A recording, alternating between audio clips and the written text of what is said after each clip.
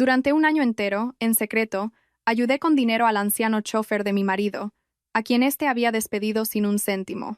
Hoy me interceptó junto a la tienda y susurró: «Mañana no subas al coche con tu marido. Ve en autobús. Es una cuestión de vida o muerte. Lo entenderás todo cuando veas quién estará en ese autobús». Y entonces, entré en el autobús. Hola. Escriban en los comentarios desde dónde nos escuchan. No olviden suscribirse y dar un me gusta. Que disfruten de la historia. Pero antes de que aquel susurro trastornara su vida, era un martes cualquiera, un día gris, con olor a polvo y a detergente. Carmen estaba de pie junto a la caja de la tienda de artículos para el hogar, colocando mecánicamente una pila de toallas de felpa.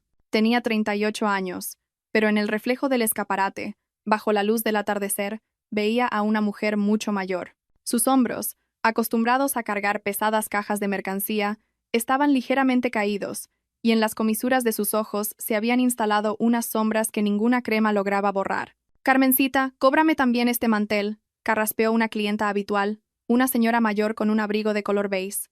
«Pero comprueba que no tenga enganchones, que la última vez». «Por supuesto, doña Ana».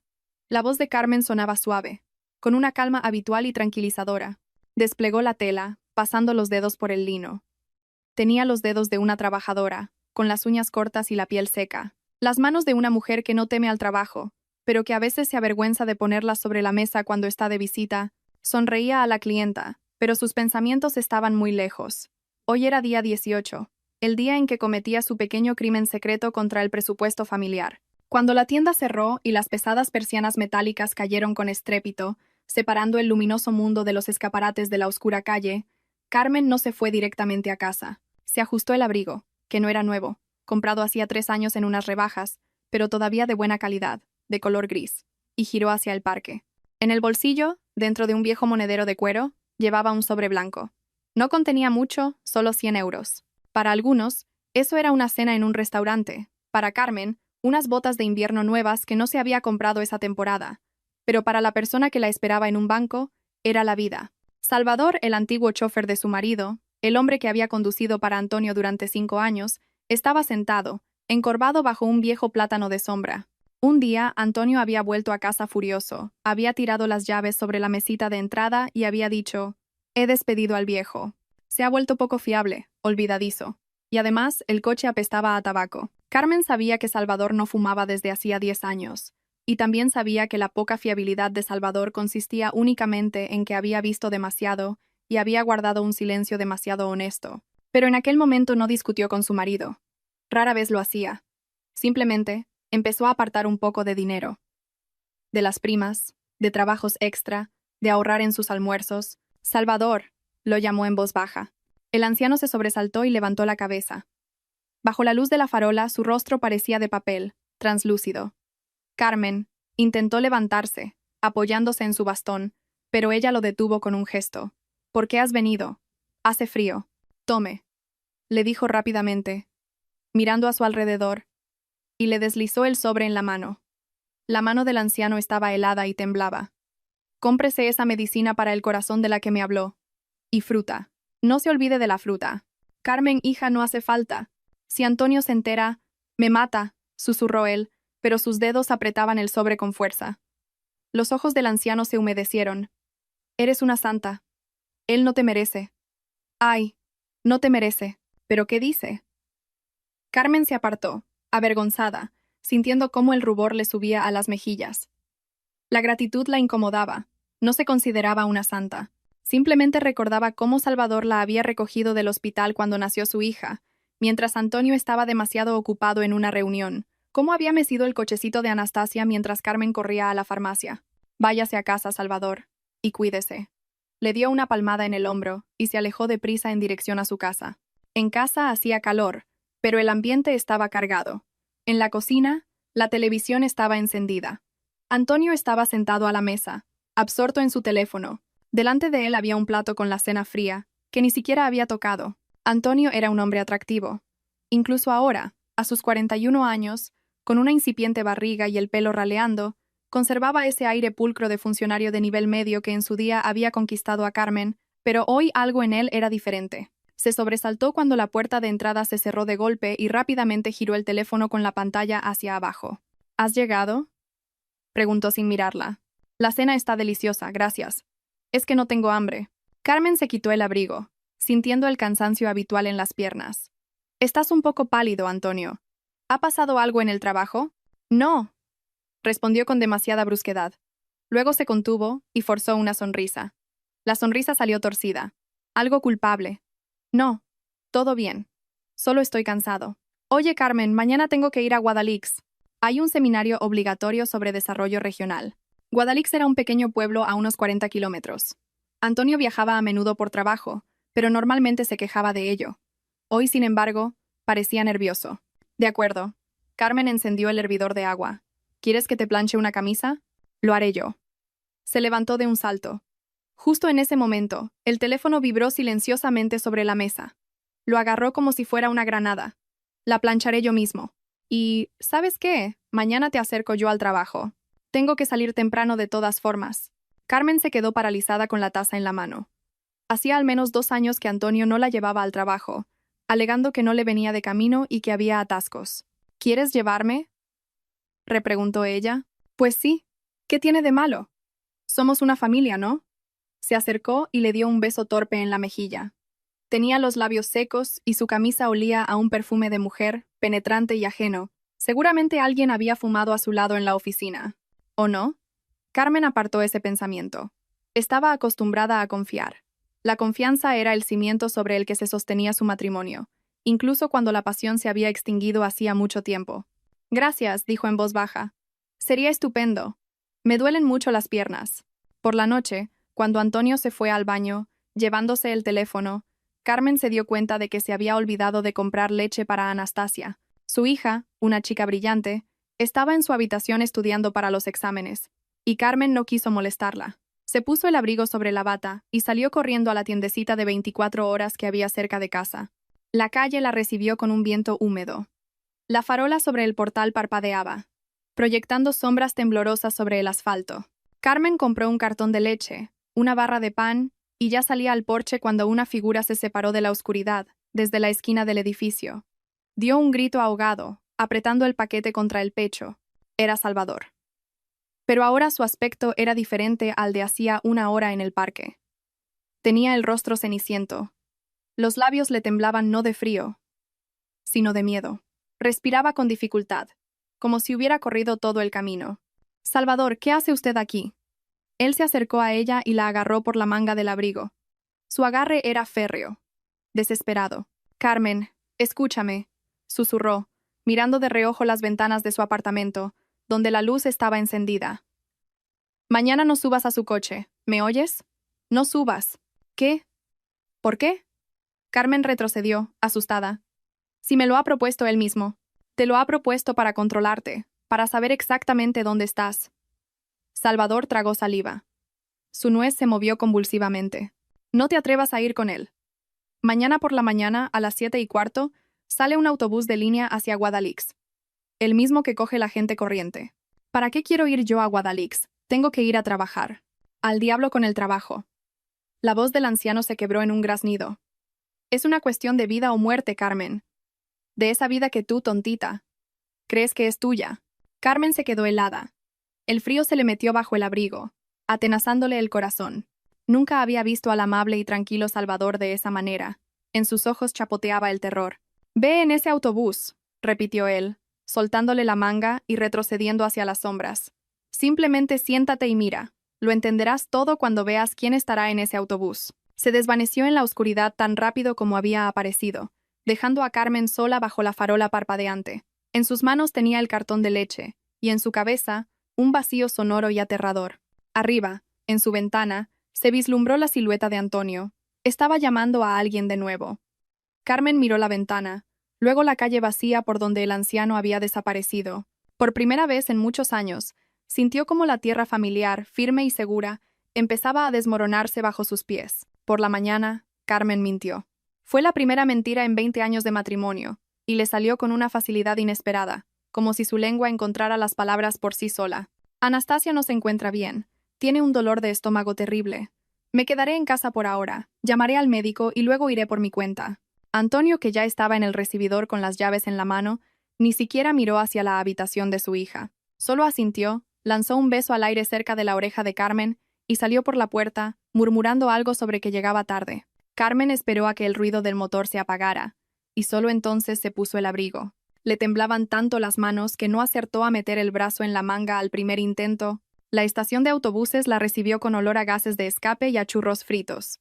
El autobús a Guadalix, un vehículo viejo, ya estaba en el andén, resoplando humo a su lado. Carmen entró, tratando de no levantar la vista, y se sentó en el último asiento, junto a la ventana. Sentía como si todo el mundo supiera por qué estaba allí, como si llevara escrito en la frente: esposa que espía a su marido. El interior estaba semivacío. Unos cuantos jubilados con cestas vacías, un estudiante con auriculares y una mujer con una niña de unos 7 años, sentadas 2 filas más adelante. El autobús se puso en marcha, balanceándose pesadamente en los baches. Carmen miraba por la ventana los bloques de pisos grises que pasaban rápidamente, pero no los veía. En su cabeza resonaban las palabras de Salvador. «Ve, mira».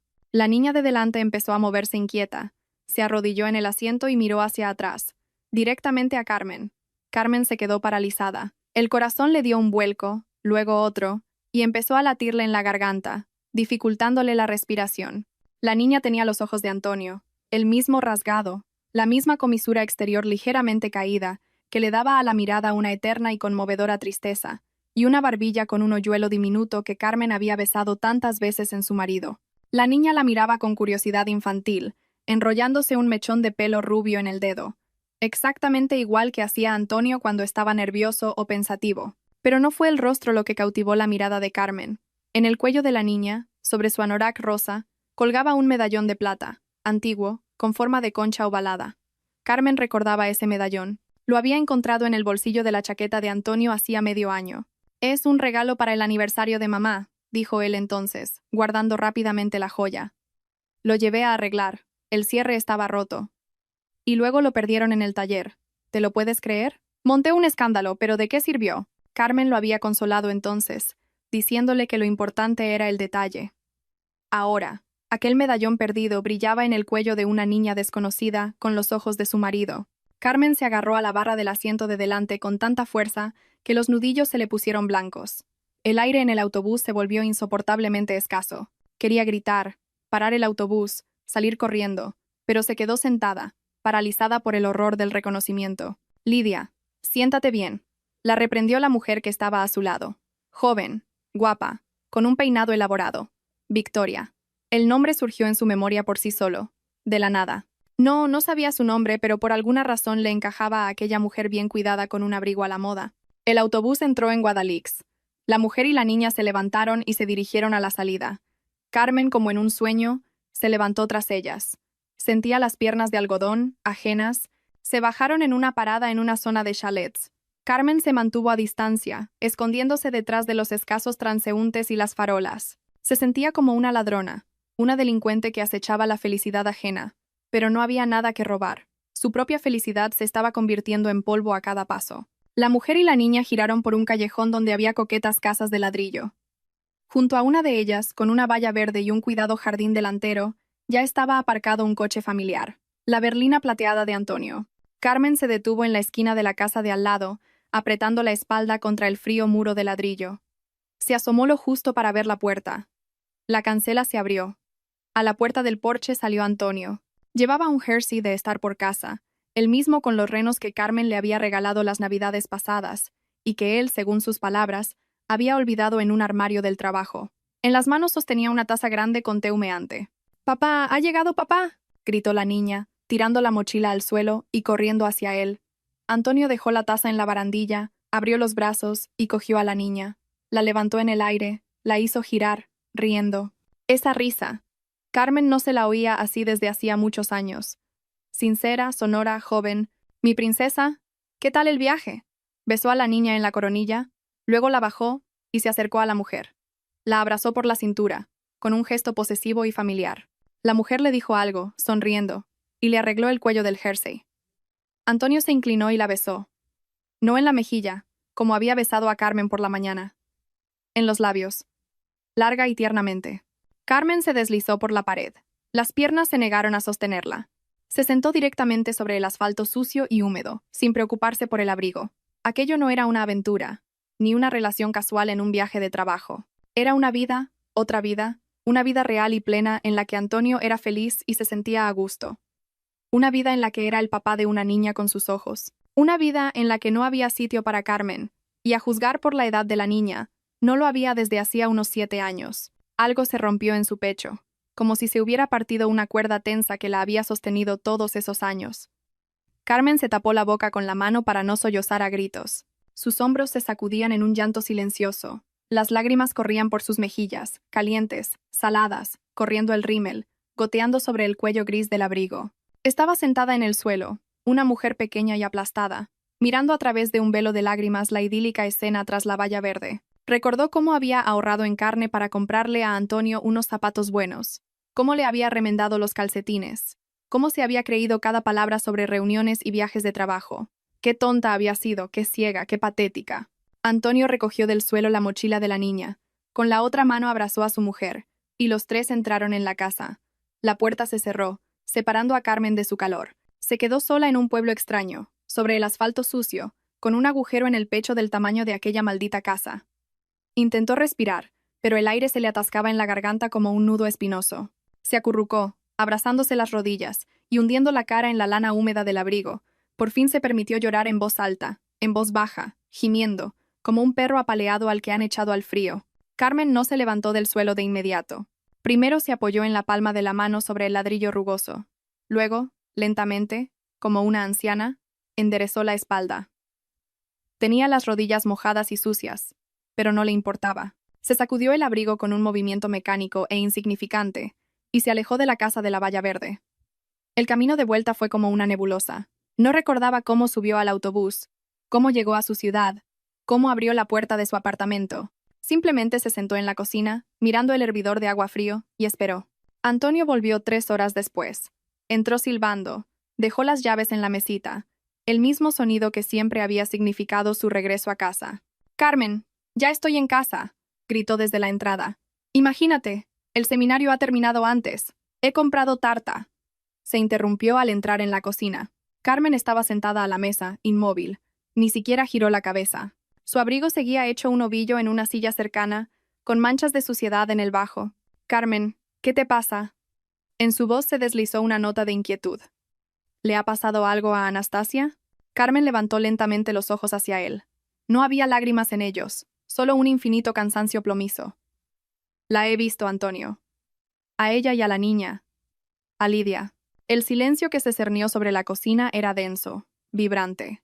Antonio palideció al instante. La caja de la tarta se le resbaló de las manos y cayó al suelo con un golpe sordo, pero él ni siquiera se inmutó. «¿Tú has estado en Guadalix?», susurró. «Tiene tus ojos», dijo Carmen con una voz uniforme y sin vida. «Y tu medallón, el que perdiste». Antonio se derrumbó en la silla de enfrente. Toda su seguridad, todo el lustre de funcionario de éxito, se desvanecieron como una cáscara. Se cubrió el rostro con las manos. «Carmen, perdóname, no quería». «No sabía cómo decírtelo». Empezó a llorar. No como llora un hombre de pena, sino de forma lastimera, sollozando, esparciendo las lágrimas por su cara. «Fue un accidente, de verdad. Hace 7 años. Yo no quería hacerle daño a nadie. Te quiero, Carmen. Pero no podía abandonarlas. Lidia. Es solo una niña». Carmen lo miraba y no sentía nada. Ni lástima, ni ira, solo repugnancia. Miraba a ese hombre con el que había compartido cama, mesa y vida, y veía a un cobarde. «¿No querías hacerle daño a nadie?», preguntó en voz baja. «Me has estado mintiendo durante 7 años, cada día, cada minuto». En ese momento, la puerta de entrada se abrió. El sonido fue autoritario, seguro. En el recibidor entró Trinidad, la madre de Antonio. Siempre había tenido sus propias llaves, y entraba sin llamar. «¿Qué está pasando aquí?». Su voz cortó el aire como un cuchillo. Recorrió con la mirada a su hijo lloroso, la tarta aplastada en el suelo y a la inmóvil Carmen. «Antonio, deja de lloriquear. Levántate». Antonio sorbió por la nariz, pero obedientemente se enderezó, secándose la cara con la manga. Trinidad se quitó lentamente los guantes, los colocó con cuidado sobre la mesa y se volvió hacia su nuera. En su mirada no había ni una pizca de compasión, solo un cálculo frío. «Así que te has enterado», pronunció con calma, como si hablara de una taza rota. «Bueno, ya era hora. Era estúpido ocultarlo para siempre. ¿Usted lo sabía? Carmen no preguntaba. Afirmaba. Claro que lo sabía, resopló Trinidad. ¿Quién crees que ayudó a Antonio a comprar esa casa? ¿Con su sueldo? No me hagas reír. Se acercó a la mesa, apartó una silla y se sentó, enderezando la espalda majestuosamente. Escúchame, Carmen. Eres una buena ama de casa, una esposa fiel, pero no pudiste darle a mi hijo lo más importante, un heredero. Carmen sintió que la sangre se le iba del rostro. Tenemos una hija, Anastasia. Una hija es maravilloso, replicó Trinidad con un gesto displicente. Pero un hombre necesita un hijo, un continuador de su apellido. Después de Anastasia, no pudiste tener más. ¿Y Victoria? Victoria es joven, sana. Ya le ha dado una hija y le dará más, quizás un niño. ¿Usted? ¿Usted? ¿Se la presentó? Carmen no podía dar crédito a sus oídos.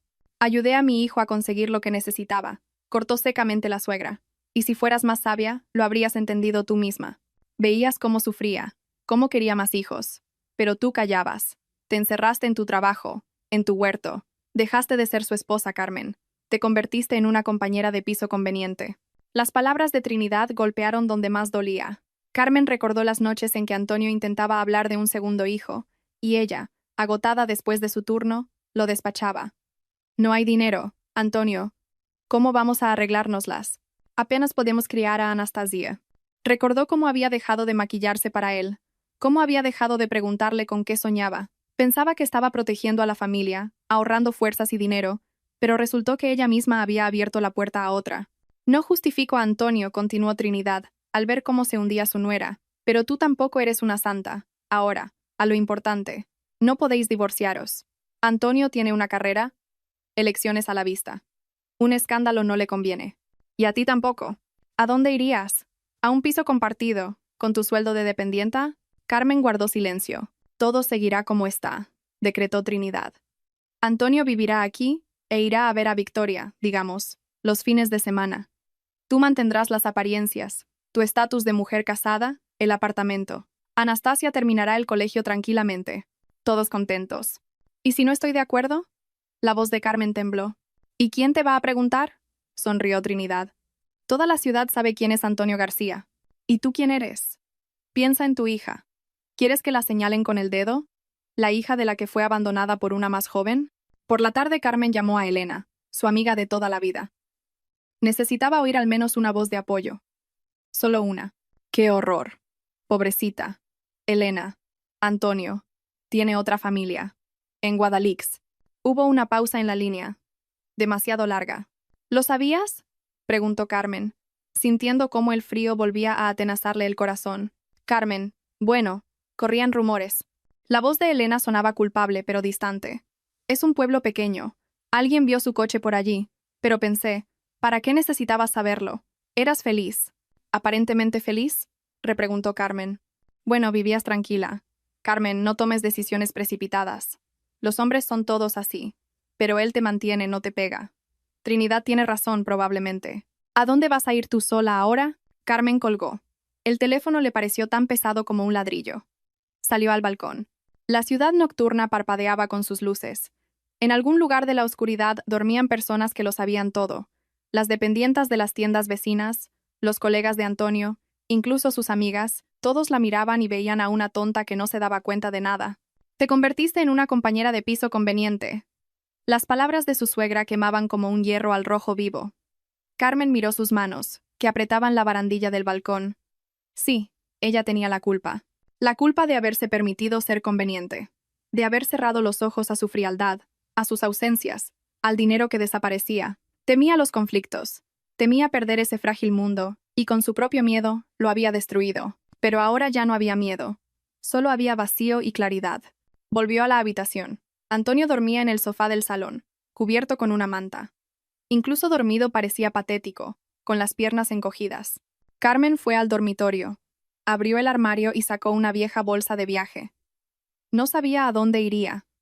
No sabía de qué viviría, pero sabía una cosa con certeza. Ya no sería conveniente. Y no viviría en una mentira por el estatus y la tranquilidad de Trinidad. Empezó a meter sus cosas, lenta y cuidadosamente. Camisetas, ropa interior, unos vaqueros viejos. Cada prenda que entraba en la bolsa era como un ladrillo en los cimientos de una vida nueva, desconocida y aterradora. Por la mañana, no prepararía el desayuno. Por la mañana, daría el primer paso. Por la mañana, Carmen no se fue. La bolsa de viaje permaneció en un rincón del dormitorio, un reproche a su indecisión. Anastasia se despertó con fiebre, pálida y tosiendo, y el instinto maternal prevaleció sobre el orgullo. Carmen se quedó. Preparó caldo, le dio medicinas, y, cada vez que pasaba por el salón donde se sentaba un abatido Antonio, sentía como todo su interior se encogía en un nudo helado. A mediodía, su teléfono vibró con un mensaje. Número desconocido. Parque, el mismo banco, en 1 hora. Es importante. S. Carmen sabía quién era. Salió de casa diciéndole a su hija que iba a la farmacia. Sus pies la llevaron por sí solos hacia el conocido plátano de sombra. Salvador ya la esperaba. Esta vez no se escondía en la sombra, sino que estaba sentado erguido, con las manos sobre el pomo de su bastón. A su lado, en el banco, había una vieja y gastada libreta con tapas de polipiel, de las que daban a los conductores en la empresa de transportes hacía 20 años. Salvador. Carmen se acercó y se sentó a su lado, sin mirarlo. Estaba avergonzada porque él le había advertido y ella no le había creído. Avergonzada porque él había sido testigo de su deshonra. ¿Lo viste?, preguntó él con voz grave. Lo vi. Bien. El anciano asintió, como si estuviera sellando un documento. Entonces, ahora estás lista para escuchar. Le acercó la libreta. ¿Qué es esto? Mi conciencia, Carmen. Carmen abrió la primera página. La letra de Salvador era grande, angulosa, con un trazo fuerte. Fechas, horas, kilometraje. Direcciones. 12 de marzo. Guadalix, calle Mayor, 14. Espera 3 horas. Juguetería, 45 euros. 5 de abril. Banco del Norte. Retirada de efectivo. Guadalix, calle Mayor. 14. Entrega de paquete. 20 de mayo. Clínica Pediátrica Salud. Guadalix. Pago de consulta. Las páginas crujían bajo sus dedos como hojas secas. Año tras año, 5 años de anotaciones escrupulosas. No lo llevaba solo de paseo, Carmen, empezó a hablar Salvador, mirando al frente. Yo lo veía todo. Yo era su coartada. Salva, di que nos hemos retrasado en la obra. Salva, pasa por la floristería y compra un ramo. Di que es de mi parte, mientras yo hago una llamada. Yo callaba porque necesitaba el trabajo. Mi pensión es pequeña. Mi mujer está enferma. Vendía mi conciencia por un sueldo, Carmen. Carmen guardaba silencio, pasando las páginas. Y entonces, hace 1 año, la voz del anciano tembló. Volvíamos de Guadalix. Él estaba alegre, eufórico. Su hija, Lidia, había dicho su primera palabra, o algo así. Y a mí se me ocurrió decirle, señor Antonio, pero si Anastasia tiene hoy el recital de fin de curso en el conservatorio, usted prometió que iría. Salvador sonrió amargamente. Me miró como si fuera basura. Tú conduce, viejo, y no te metas donde no te llaman, me dijo. Carmen es una mujer fuerte, se las arreglará. Victoria necesita ayuda, está sola. Y al día siguiente me despidió. Dijo que no era de fiar. Carmen se detuvo en una anotación, con fecha de hacía medio año. Banco Central, retirada de la cuenta de estudios, 1.500 euros. Transferencia para reparación de tejado en Guadalix. La cuenta de estudios. A Carmen se le heló la sangre. Eran sus ahorros intocables. El dinero que habían estado ahorrando desde que nació Anastasia para la universidad, para clases particulares, para su futuro. Cada céntimo allí estaba regado con su sudor, con sus renuncias a un abrigo nuevo, a unas vacaciones, a una vida normal. Pasó las páginas convulsivamente. Retirada de la cuenta de estudios, 500 euros. Compra de muebles para habitación infantil. Retirada de la cuenta de estudios, 2.000 euros. Él ha vaciado la cuenta. La voz de Carmen se quebró en un susurro. Casi por completo, confirmó Salvador. Lo llevé al banco cada vez. Decía que estaba invirtiendo, que el dinero tenía que trabajar. Y vaya si trabajaba. En la reparación de un tejado en Guadalix y en una guardería privada para Lidia. Carmen cerró la libreta. Le temblaban las manos con un temblor fino y desagradable. Esto era peor que una infidelidad. Una infidelidad se puede explicar por la pasión, un error, una debilidad, pero esto era un robo. No le estaba robando a ella. Le estaba robando a su propia hija, a Anastasia, que soñaba con estudiar arquitectura, que pasaba las noches dibujando planos, que creía que su padre estaba orgulloso de ella y la ayudaría. Antonio no solo había traicionado a su familia, había destruido metódica y calculadamente, euro a euro, el futuro de su primera hija, para construir un nido confortable para la segunda. ¿Por qué no me lo dijo antes?, preguntó Carmen, sin levantar la vista. Tenía miedo, respondió Salvador con sinceridad. Le tenía miedo a él, miedo de que no me creyeras, de que dijeras, el viejo chochea, se venga por el despido. Tú lo querías, Carmen, rezabas por él. Colocó su mano seca y rugosa sobre la de ella. Pero ahora veo que ya no tienes nada que perder. Coge esta libreta. No son solo papeles, son pruebas. Si empieza a dar rodeos, si dice que no hay dinero, enséñale esto, que sepa que su contabilidad secreta no es tan secreta. Carmen apretó la libreta. Le quemaba los dedos. Gracias, Salvador. No tienes que agradecerme nada, hija. El anciano suspiró profundamente y se levantó, apoyándose en su bastón. Yo también soy cómplice. Yo lo llevaba. Yo callaba. Perdóname si puedes. Se alejó por el paseo, más encorvado que de costumbre. Una pequeña figura con un abrigo viejo, cargando sobre sus hombros el peso de los pecados ajenos. Carmen se quedó en el banco. El viento hojeaba la libreta, revelando nuevas y nuevas fechas. Compra de abrigo, 1.000 euros. Pago de estancia en balneario para mamá Trinidad, 800 euros. Carmen recordó cómo Antonio le había dicho el invierno pasado. Carmen, hay crisis. Me han recortado la prima. Este año sin regalos, ¿vale? Lo importante es que estamos juntos. Ella había estado de acuerdo. Se había compadecido de él. Había preparado una cena festiva con lo que tenía. Y él, mientras tanto, le compraba un abrigo a otra mujer con el dinero de su hija. Algo dentro de Carmen se quemó por completo. La lástima, las dudas, el miedo. Todo desapareció, consumido por una llama blanca de ira. Una ira silenciosa, fría y calculadora. Se levantó. Sus movimientos se volvieron precisos, bruscos. Guardó la libreta en el bolso. Cerró la cremallera con un sonido seco, como un disparo. Ya no lloraba. No le quedaban lágrimas. Solo quedaba el deseo de recuperar lo que le pertenecía a su hija. Carmen se dirigió a casa. Ahora sabía lo que le diría a Antonio, y esta vez no se libraría con lágrimas y excusas patéticas. Ahora tenía un arma en sus manos, y pensaba usarla. Carmen entró en el apartamento y arrojó la libreta sobre la mesa, justo delante de Antonio. El golpe sordo sonó como el martillo de un juez. Antonio, que estaba sentado con el mando de la televisión, se sobresaltó. Cogió el cuaderno, lo abrió por una página al azar, y su rostro se tornó ceniciento al instante. Pasaba las páginas, y con cada hoja volteada, se hacía más pequeño, más insignificante. ¿De dónde? ¿De dónde has sacado esto?, graznó, sin levantar la vista. Eso no importa. La voz de Carmen era dura como el acero. Lo que importa es lo que está escrito ahí. Le robaste el dinero a Anastasia, a tu propia hija. Antonio se levantó de un salto. Empezó a pasearse por la habitación, agarrándose la cabeza. ¡Carmen! Lo devolveré todo. Lo juro, era algo temporal. Yo solo. Tenía deudas. ¿Deudas para un abrigo? ¿Para arreglar un tejado en Guadalix? Carmen no gritaba. Su calma lo asustaba más que una histeria. ¿Lo devolverás todo, hasta el último céntimo? Por supuesto, venderé el coche. La agarró de las manos, mirándola a los ojos con devoción perruna. Lo pondré a la venta mañana mismo. Pediré un crédito. Lo arreglaré todo, Carmencita. ¿Me oyes? Solo no te vayas. No se lo digas a Anastasia. No me arruines. En sus ojos chapoteaba el miedo. Un miedo animal, primario. Miedo a perder su vida cómoda. Miedo al escándalo. Miedo al qué dirán. Carmen vio ese miedo y lo confundió con arrepentimiento. Sacó un folio y un bolígrafo. Scribe. ¿El qué? Un reconocimiento de deuda. Que te comprometes a devolver la suma equivalente a la que retiraste de la cuenta en el plazo de un mes. Y que cesas por completo cualquier contacto con esa familia. Antonio escribió rápido, atropelladamente, con letras deformes. Le temblaba la mano. Cuando terminó y le tendió el papel, Carmen vio que volvía a llorar. Soy un idiota, Carmen. Soy un idiota. Casi lo pierdo todo. Gracias por darme una oportunidad.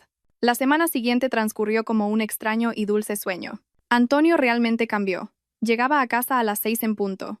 Traía bolsas de la compra, con productos caros y deliciosos que antes solo se permitían en las fiestas. Arregló él mismo el grifo del baño que llevaba goteando medio año. Por las tardes, se sentaba con Anastasia a repasar sus deberes.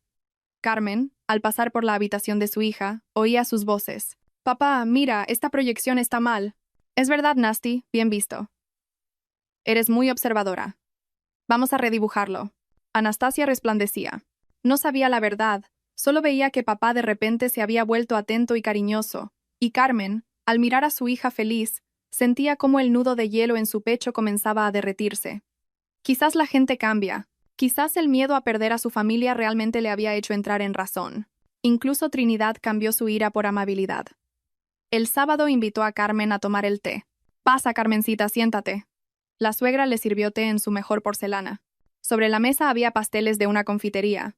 He estado pensando. Quizás nos precipitamos. Todos somos humanos. Todos cometemos errores. Le acercó a Carmen un cuenco con mermelada. Antonio me lo ha contado todo. Lo del coche, el dinero. Está dispuesto a todo para salvar a la familia. Y yo, sabes, lo apoyo. La familia es lo más importante. Y esos errores de juventud. Bueno, pasan. Lo importante es que ha tomado una decisión. Y os ha elegido a vosotros. Carmen bebía el té, escuchando la voz mesurada de su suegra, y sentía cómo la tensión que la había atenazado los últimos días se liberaba. Quería creer. Dios, ¿cómo quería creer que la pesadilla había terminado? ¿De verdad lo cree Trinidad? Claro que sí, cariño. Eres una mujer sabia. Has sabido perdonar. Eso tiene un gran valor. Ahora lo arreglaremos todo. Viviremos mejor que antes.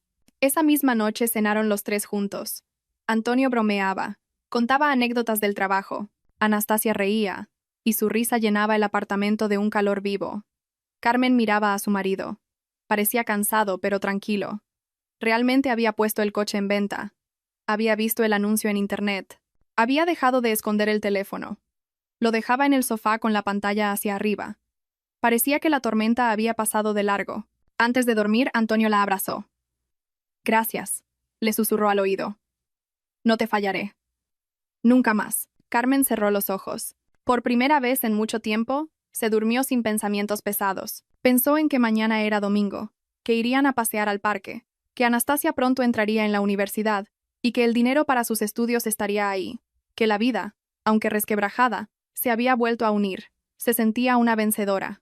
Había recuperado a su marido, el futuro de su hija, había salvado su hogar. Aquel domingo por la mañana, el sol brillaba con especial intensidad, inundando la cocina de una luz dorada. Carmen preparaba tortitas, tarareando una melodía. Antonio aún dormía. Anastasia había salido a correr. Carmen sentía una ligereza asombrosa, como si se hubiera quitado una pesada mochila que había cargado cuesta arriba durante muchos años. Creía que lo peor ya había pasado. Creía que el amor y la paciencia podían arreglarlo todo. No sabía que aquello era solo la calma antes de la verdadera tormenta. No sabía que su victoria era un castillo de naipes que se derrumbaría con una ráfaga de viento casual. Simplemente hacía tortitas y sonreía al sol, disfrutando de aquella paz frágil y engañosa. Las tortitas se enfriaban sobre la mesa, y el bolígrafo, para colmo, dejó de escribir en el momento más inoportuno. Carmen quería hacer la lista de la compra. Recordó que había visto un bolígrafo de repuesto en el maletín de Antonio, que él había dejado en el recibidor. Abrió la solapa de cuero gastado, rebuscó en el bolsillo lateral. Sus dedos tropezaron con un cuadrado de papel liso y brillante. Lo sacó mecánicamente, pensando que era una tarjeta de visita o un recibo. Era una ecografía. Una imagen granulada en blanco y negro. Una diminuta mancha de vida en el centro de un círculo oscuro. Abajo había una fecha. 22 de mayo. Hacía 2 días, el día en que Antonio se había quedado hasta tarde en el trabajo para preparar los papeles de la venta del coche. Carmen se quedó de pie en el recibidor, apretando la imagen en la mano. Las tortitas en la cocina olían a vainilla y a hogar, pero de repente ese olor se volvió nauseabundo. Le dio la vuelta a la foto.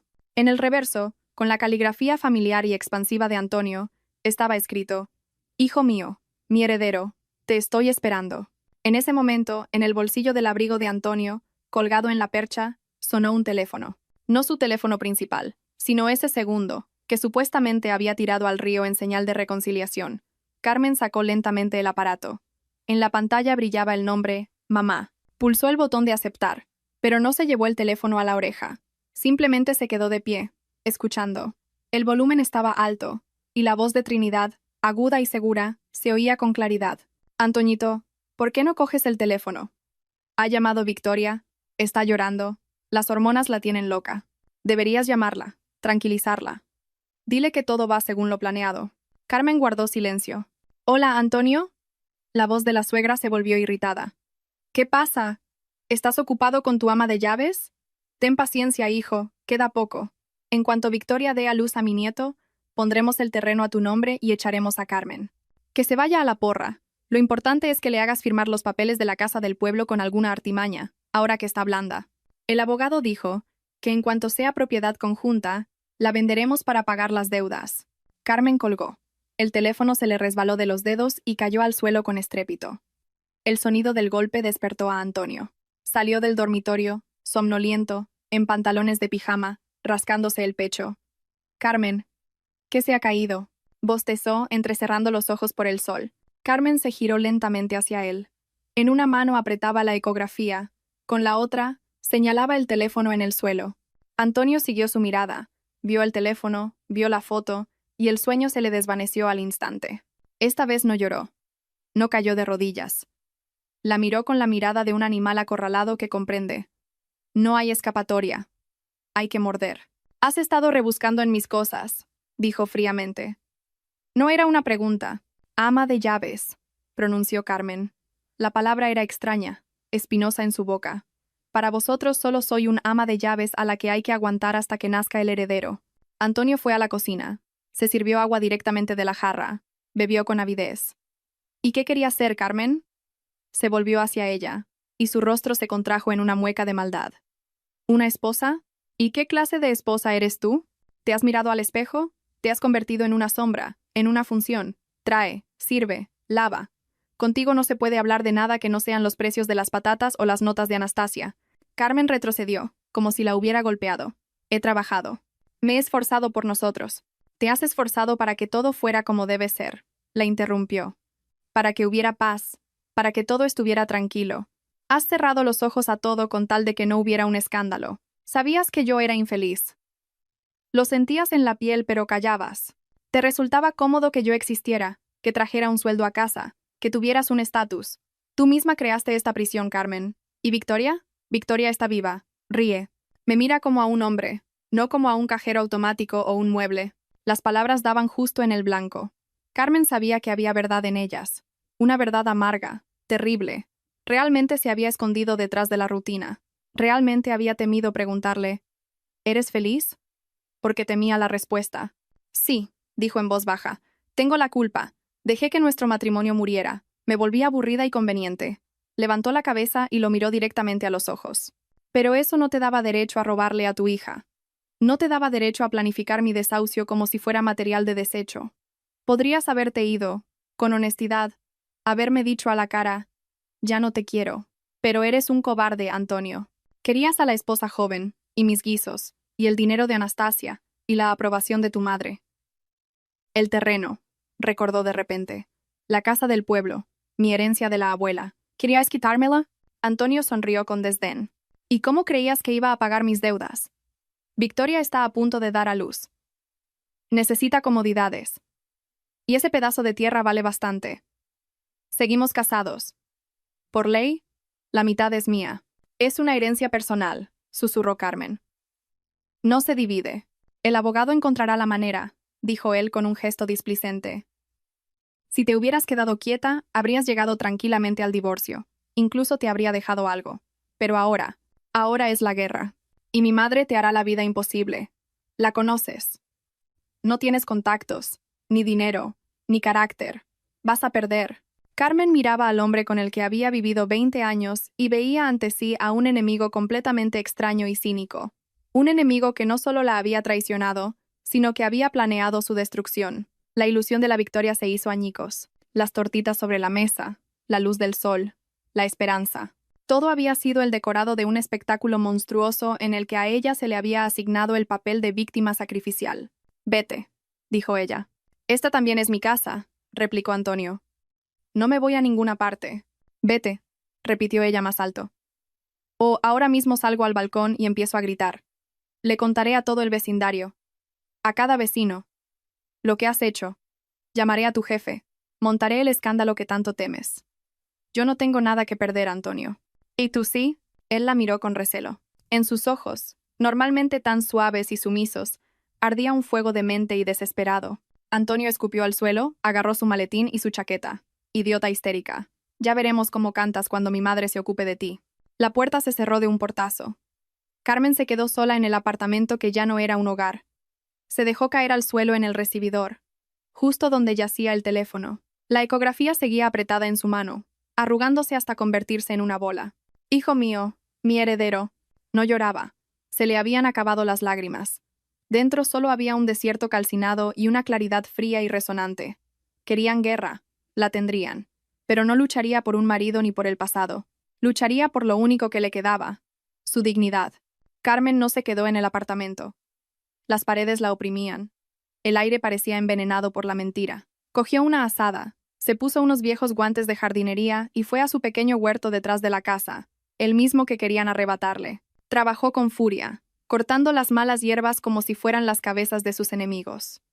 La tierra volaba por todas partes, manchándole la cara y la ropa. No sentía cansancio, solo un dolor punzante en las sienes. Carmen. Se sobresaltó y se giró.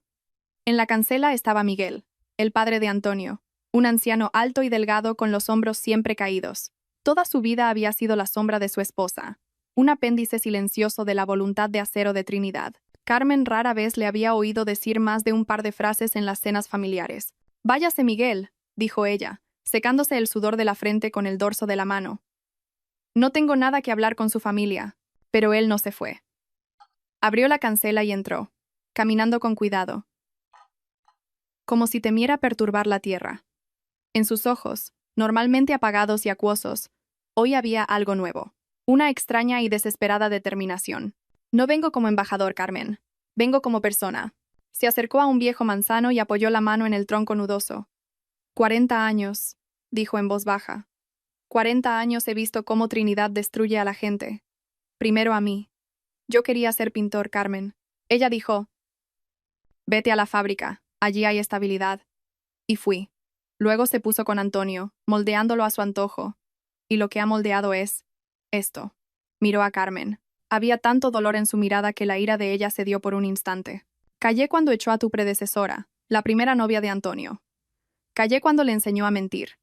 Pensé que el tiempo lo arreglaría, que la costumbre haría el cariño, que al fin y al cabo era la familia». Miguel se metió la mano en el bolsillo de su vieja chaqueta de punto y sacó un pequeño pendrive negro. «Esta mañana, mientras estabas en el trabajo, estaban sentados en la cocina. Trinidad, Antonio y ese abogado suyo, un tipo escurridizo. Yo estaba en mi habitación, con la puerta entreabierta. Pensaban que el viejo está sordo, que mira la tele, pero yo encendí la grabadora». Le tendió el pendrive a Carmen. Su mano temblaba, no de debilidad, sino de una ira acumulada durante décadas. «Tómalo. Aquí está todo. Cómo discutían sobre tu terreno. Cómo Trinidad decía que había que deslizarte los papeles para que los firmaras cuando estuvieras disgustada por lo de Anastasia. Cómo Antonio se reía y decía que eras una tonta crédula, que firmarías cualquier cosa si él lloriqueaba un poco». Carmen cogió el frío plástico. Le quemó la palma de la mano. «¿Por qué hace esto?», preguntó. «Estoy salvando los restos de mi alma, Carmen», sonrió amargamente el anciano. «No quiero morir sabiendo que permití que pisotearan otra vida. Te devorarán si no golpeas primero». Se acercó más y bajó la voz aunque no había nadie en el huerto. «Y otra cosa que debes saber. Victoria está ahora en la escuela de música. Hay un recital, actúan sus alumnos. Antonio ha ido allí. Le ha comprado un collar, de oro con rubíes. Le dijo a su madre que era un regalo por el hijo. Un collar con rubíes». Carmen recordó cómo Antonio le había dicho hacía un mes. «Carmen, las botas no podemos pagarlas ahora. Aguanta hasta el invierno, ¿vale?» «¿En la escuela de música?», repreguntó. «Sí, en el salón de actos. El concierto empieza en media hora. Estará medio pueblo. Padres, profesores, el concejal». Miguel la miró a los ojos. «Trinidad solo teme una cosa, Carmen: la publicidad.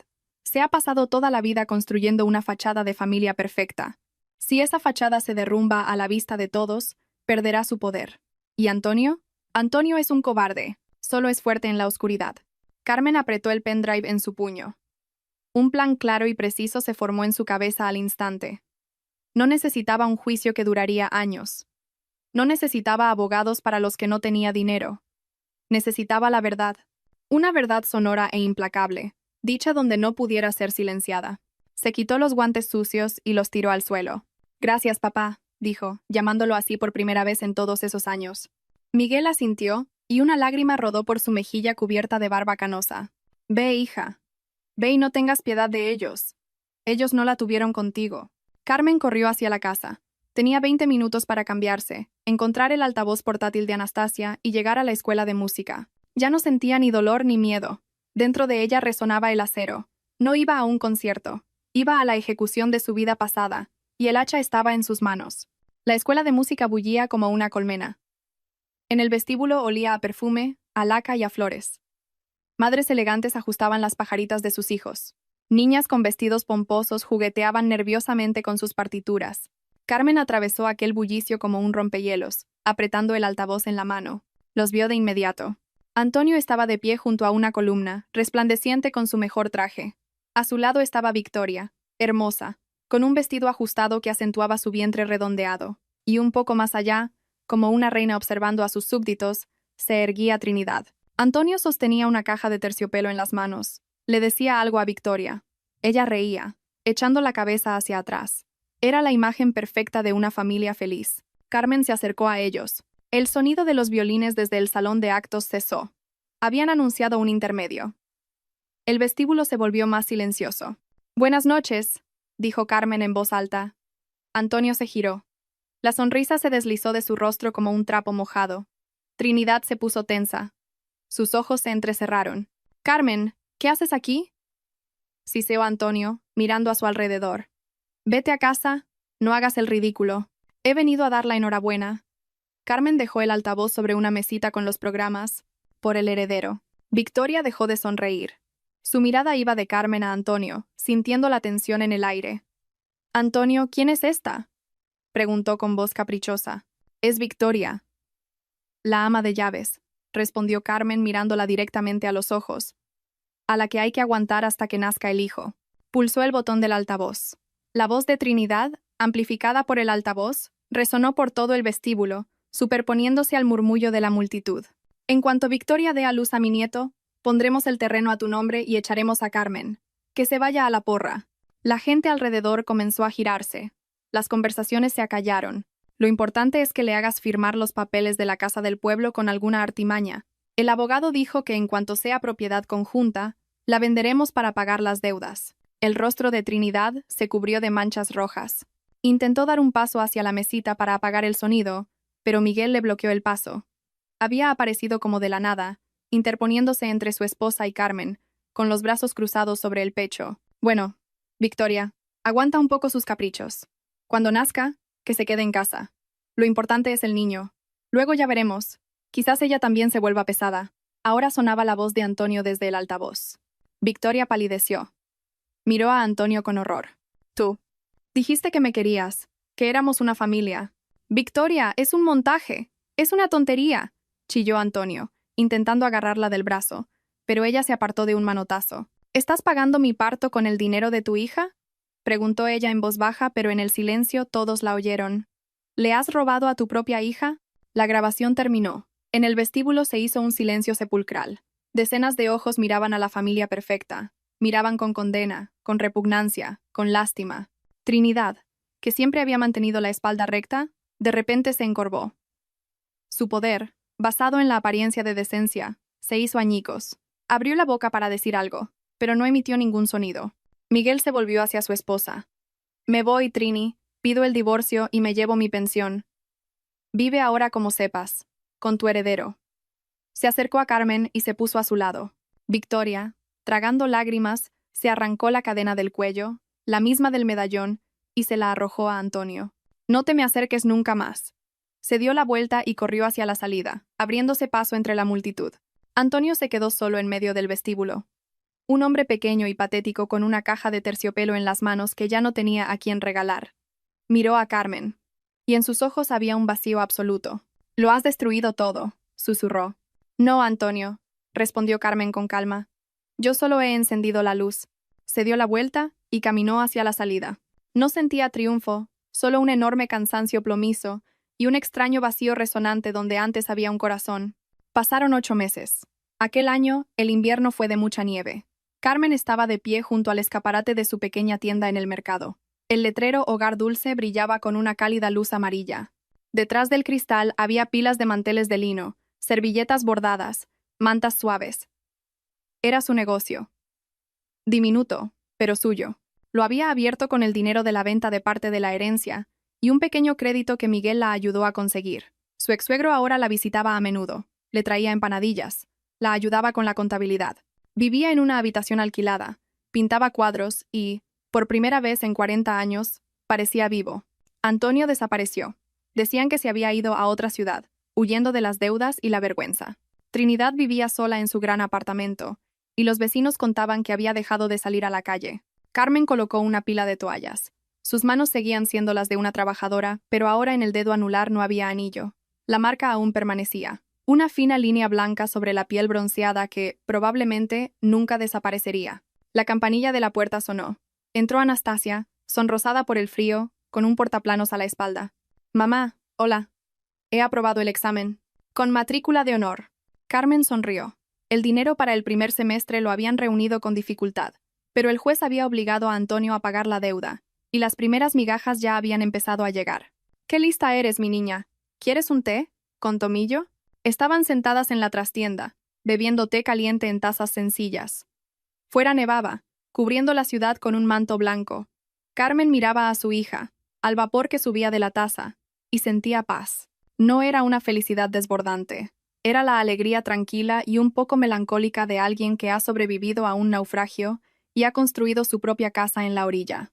Había perdido a su marido, 20 años de vida gastados en una ilusión, la fe en que el amor es para siempre. A veces, por las noches, todavía lloraba contra la almohada, recordando a aquel Antonio al que una vez amó, aquel que, quizás, nunca existió, pero se había encontrado a sí misma. Ya no era una sombra, ya no era conveniente. Era Carmen, una mujer que sabía mantenerse en pie, incluso cuando la tierra se desmoronaba bajo sus pies. Por la tarde, al cerrar la tienda, vio a Salvador. Caminaba por el paseo con su esposa, sosteniéndola del brazo. El anciano vio a Carmen, se detuvo y la saludó con la mano. Carmen le devolvió el saludo.